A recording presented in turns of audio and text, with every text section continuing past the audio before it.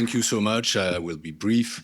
I don't have much to add to what the President said, but it's a pleasure to be here once again in Bucharest, which I've done quite often. I've got a little history with this country.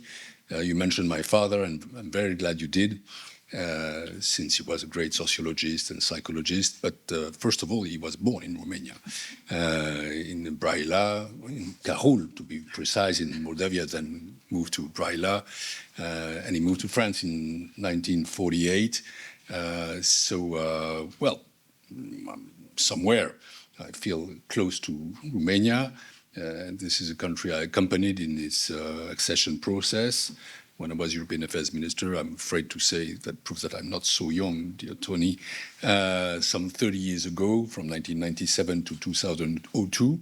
And I was also the rapporteur for the European Parliament for the accession of Romania. And so I had many, many occasions to come here. And that's why I was given this star order. And tomorrow I will be given the Grand Officer distinction. And I'm very proud of that. What I can just add is maybe a view from the other institutions to which I belonged, because it's the fourth European institution that I belong to. I've been before a member of the European Parliament twice, from 1994 to 1997, and then again from 2004 to 2007, and I was then the Vice President of the European Parliament and rapporteur for the accession of Romania. I've been a member of the Council of Ministers from 1997 to 2002 as European Affairs Minister, and then from 2012 to 2014 as Finance Minister. And I've been also a Commissioner from 2014 to 2019. And now I'm a member of the European Court of Auditors from January. So I'm one of, not youngest, but most recent members of this court. And I was also president of the French Court, they call it French Court of Auditors, from 2020 to 2025. So I know the difference between all these institutions. The Parliament, as was said, is the legislative body. That means that it votes the European laws alongside the Council of Ministers, because it's a complication with the EU institutions, is that the power is split between institutions, legislative between Parliament and Council, and the decision-making, the executive between the Commission, which prepares the decisions, and the ministers and the European Council, who takes the decision.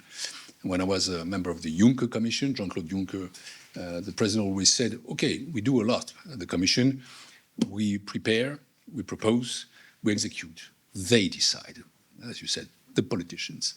But what I know, having also been a French minister for 7 years, is the importance of supreme audit institutions. And they have a special role. And that's why I'm so proud to be now a member of the European Court of Auditors. Well, we don't decide, we don't vote.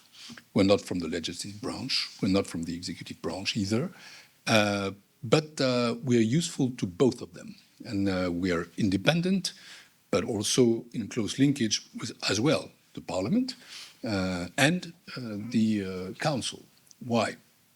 Because to spend so much money, and the figures were given by Tony, there needs to be a very strong principle, which is accountability first. When you're a politician, you have to be responsible. And you have to have somebody or a body which controls the fine use of funds. And this is what SAIs, whether they are national or European, are about. And that's what we're about with the European institutions. And it's a role that has to be discreet. It's not the institution that people know the most, but very, very useful and very important. Because we have to tell the people how their money, the taxpayers' money, the 500 euros each citizen gives to the EU, has been spent correctly or not been spent correctly, dedicated to policies that are efficient or not efficient. That's why there also needs to be so many performance audits on public policies, and that's the way the European Court of Auditors is organized in order to check how funds are dedicated to public and policies. Accountability is one principle. Another principle is independence. We have to be independent. We swear to be independent. We swear that on oath to the European Court of Justice. That's what we did, both of us, Lucien and I, a few months ago, a few weeks ago, I must say. And the third principle, independence is one, and then accountability is another one, is that we need to also try to have some impact. And impact is precisely what we are trying to do here, is addressing the result of our report to citizens, because the money belongs to them.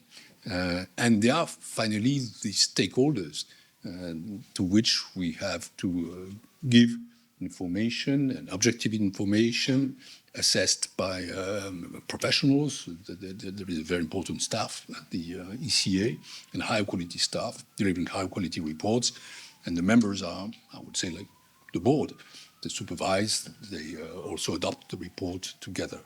I'm just here for 3 months now, but I can already say that this institution, although it's not as well known as the others, is as important.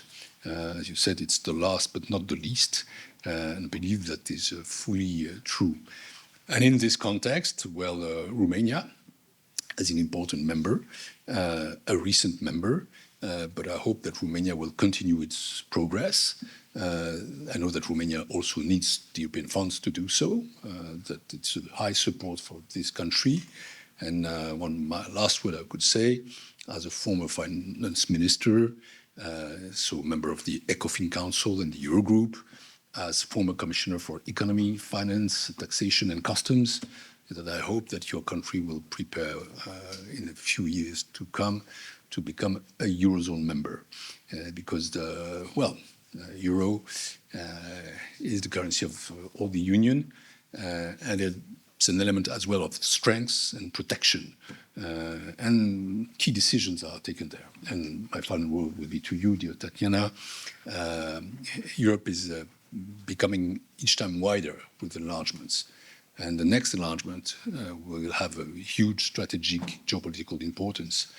The next candidates, there are also countries from former Yugoslavia, we must not forget them, but will be about Moldavia and Ukraine, in a context where we all know that there is a threat, and that this threat is given by the aggression attitude of Russia. And we hope that we can welcome Moldavia soon, and we appreciate the work that is done as well by the government and by the court of auditors of Moldavia. Thank you.